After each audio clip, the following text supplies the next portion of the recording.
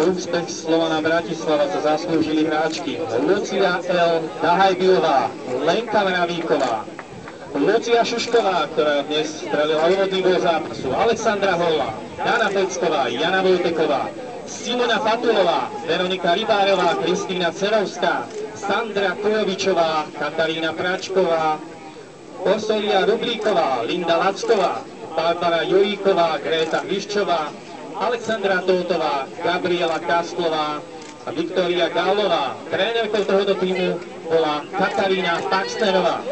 Poprosím potlesk pre víťaza tohto ročníka slovenského pohára žien vo futbale 2013.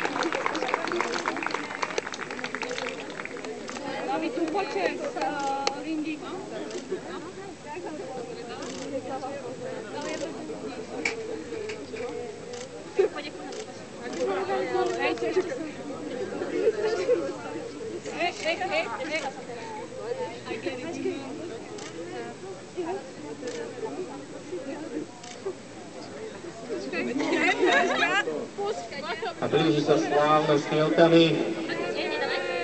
Práve v tejto chvíli